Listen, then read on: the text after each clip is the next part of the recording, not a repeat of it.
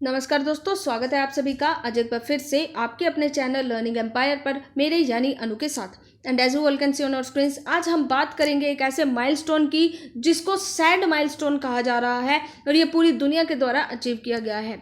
ये जो माइलस्टोन है स्मूथ हैंड फिश के रिगार्डिंग है। ये एक ऐसी मछली है दोस्तों जो अपने हाथों पे चलती थी। ये मछली तैरती नहीं थी बल्कि चलती थी और फाइनली इस मछली को IUCN के द्वारा एक्सटिंक्ट घोषित कर दिया गया है। ये मछली जो है यही एक्सटिंक्ट हुई है, लेकिन इसके अलावा बाकी और 13 प्रजातियां हैं जो अभी उम्मीद की किरणें बनाकर रखी हुई हैं। उनके बारे में भी बात करेंगे। So without any further delay let's start.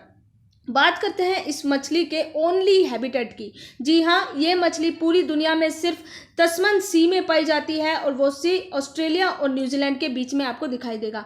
तो इसी सी में सिर्फ ये मछलियां पाई जाती हैं। इन मछलियों का साइंटिफिक नेम है सिमटेरिक्थिस यूनिपेनिस और ये जो मछली है IUCN के द्वारा इसको एक्सटिंक्ट घोषित कर दिया गया है। इसी के साथ ये मछली बन गई है the first modern marine fish on record to completely vanish, यानी कि पहली मॉडर्न मरीन फिश है जो कि कम्प्लीटली वैनिश हो चुकी है। इस मछली के बारे में कहा जाता है दोस्तों कि सिर्फ इसका एक ही स्पेसिमेन मिला था इसके इतिहास में और इतिहास से लेके आज तक इसका कोई दूसरा स्पेसिमेन नहीं मिला है। जो इसका अकेला स्पेसिमेन था वो 1802 में फ्रेंच नेचुरलिस्ट फ्रैंको स्पैरोन के द्वारा खोजा गया था। कहाँ पर? तस्मानिया में। सिर्फ वही एक अकेला ऐसा स्पेसिमेन है जो साइंटिस्ट के पास है स्टडी के लिए। बाकी उस स्पेसिमेन के अलावा और कोई दूसरा स्पेसिमेन साइंटिस्ट के पास नहीं है।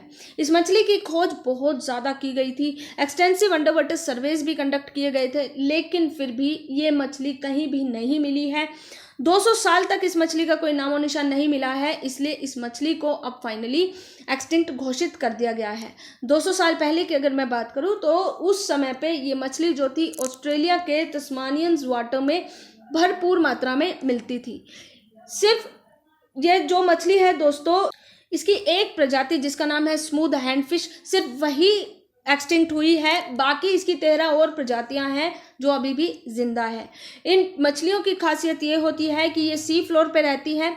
ये तैरती नहीं है। इनके फिन्स ऐसे होते हैं जैसे इंसान के हाथ और उन्हीं फिन्स की वजह से ये समुद्र पे चलती है। ये तैरती नहीं है दोस्तों, ये चलती है। तो सबसे बड़ी पहचान है कि ये वॉक करती है। दूसरा इनकी पहचान ये है कि इनके सिर पे ल्यूमिनस बल्ब होता है। ये जो हैंड फिश है ये एंजलर फिश भी कहलाती है। इसका मतलब ये है कि डीप सी में पाई जाने वाली एंजलर फिश की ये रिलेटिव्स होती है। ये जो हैंड फिश हैं दोस्तों ये लार्वल स्टेज से नहीं गुजरती, यानी कि जब ये बेबीज होती हैं तो लार्वल स्टेज से नहीं गुजरती। इंस्टेड ये क्या करती हैं, ये सी फ्लोर पे बर्थ देती हैं फुली फॉर्म्ड जुवेनाइल्स को।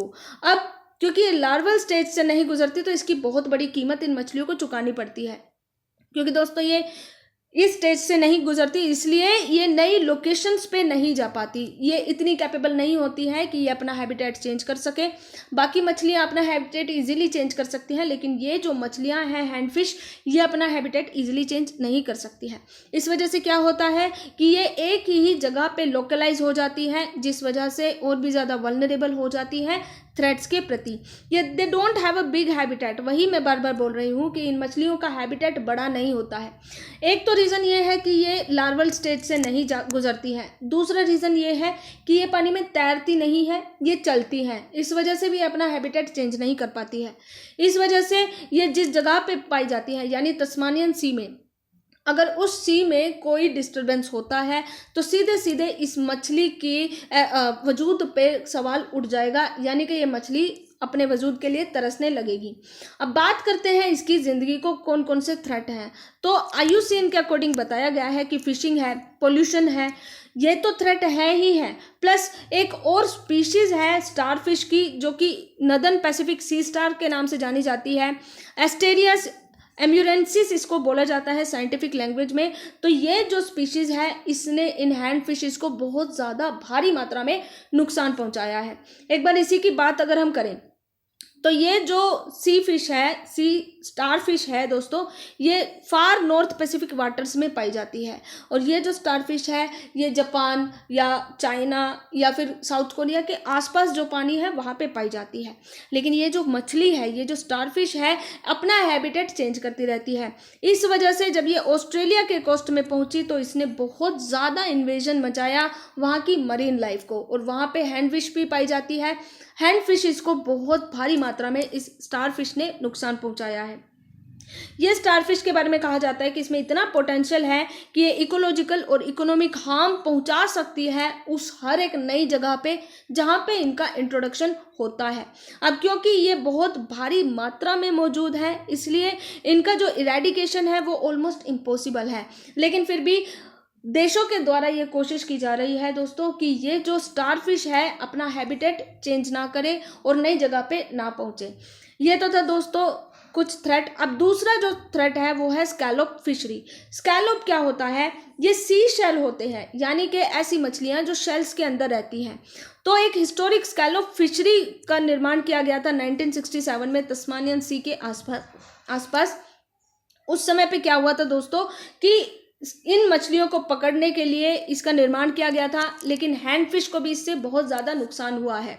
एक और बात यह है कि फिशिंग करते समय जब अनवांटेड फिशेस भी कांटे में फंस जाती है तो जो फिशरमैन होते हैं वो क्या करते हैं कि इन मछलियों को केयरलेसली पानी में ऐसे ही फेंक देते हैं, जिस वजह से हैंड फिश को बहुत ज़्यादा नुकसान होता है। और ये कुछ कारण है कि हैंड फिश जो इनकी स्पीशीज़ को बहुत ज़्यादा खतरा है। अब बात करते हैं एक होप की। तो उम्मीद की किरण ये है दोस्तों कि एक और दूसरी स्पीशीज़ है हैंड फिश की, जिसको रेड हैंड फिश बोला जाता है। रेड हैंड फिश इसलिए बोला जाता है क्योंकि इसका जो रेड कलर है वो ब्लड रेड है, इंसान के खून के जैसा लाल है। तो जो रेड हैंड फिश है, ये जो स्पीशीज़ ने उम्मीद की नई किरण इसलिए दिखाई है क्योंकि south eastern coast of Tasmania में इस मछली की 2 अननोन पॉपुलेशन मिली है। प्लस इस मछली के आसपास एक छोटा बेबी भी है जो इनके आसपास घूमता हुआ दिखा है। तो इस वजह से ये कहा जा सकता है कि इन मछलियों का कंजर्वेशन अब इजीली किया जा सकता है। तो ये है उम्मीद की किरण, और यहाँ पे ख़त्म होता है आज का हमारा सेशन। उम्मीद है दोस्तों आज के सेशन से आप लोगों को कुछ ना कुछ सीखने को मिला होगा। इफ यस तो do like, share and subscribe our channel and press the bell icon for more updates. Most importantly stay home, stay safe, god bless you all. जय हिंद।